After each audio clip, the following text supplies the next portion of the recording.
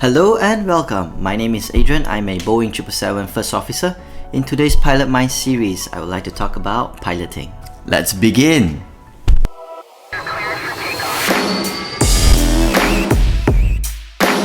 Before we begin, kindly drop one of these. Pilot, by definition, is a person who operates the flying controls of an aircraft. So it means you are flying a plane. Basically, any kinds of plane. You could be in general aviation, you could be in commercial airlines or military, or you could work your way from one sector to another. Generally speaking, to fly a plane, all you need is your flying license and some certificates in it. And to obtain this license, you need to enroll yourself in the Flying Academy or a flying club. And you will start with your student pilot license, SPL. The conventional path to get your license is from your SPL to your PPL to CPL and ATPL. Having your license issued by the local authority, which means you can fly aircrafts which are registered with the local authority. For example, if you are having a FAA license, so you are allowed to fly the November registered aircraft, which is the N.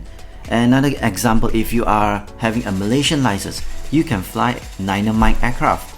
If it's in India, you're flying Victor Tango aircrafts. If it's in Philippines, it's going to be Romeo Papa registered aircraft. And it's the same throughout the world. A flying license isn't the same as your driving license. Like for driving license, once you have it, you can just drive a Honda, a Lotus, a BMW. But for flying license, it's very specific to your type rating. For example, if you have a Piper 28 in your license, you can't fly the Cessna 172 unless you are qualified and it is signed in your license. In commercial flying, it is rare to have two type rating in your license unless it is approved by the local authority and also by the airline company. More often, we will only have like one type rating in our license. For example, Airbus 320 only, or maybe Boeing 777 only.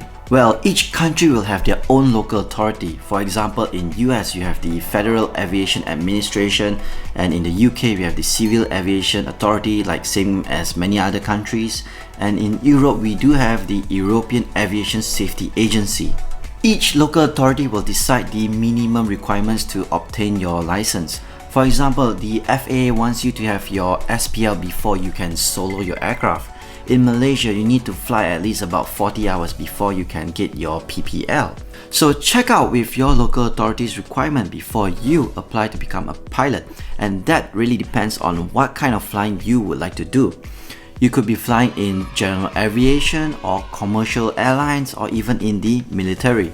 Boom! Bonus tip! Not every country will accept your overseas flying license. For example, if you are a Malaysian and then you go all the way to the Australia or Philippines to get your PPL or CPL, once you're back in Malaysia, upon returning, you need to do a license conversion into a Malaysian flying license before you can graduate and also apply for a job in Malaysia. So here's the part 1 of piloting. I hope you are able to understand a little bit more about the pilot license. Stay tuned for part 2, where we will be covering a little bit more on the license as well as flying academies. Always remember to do your research, do it once, do it well, and maybe I'll see you in the sky someday. Safe flight, guys.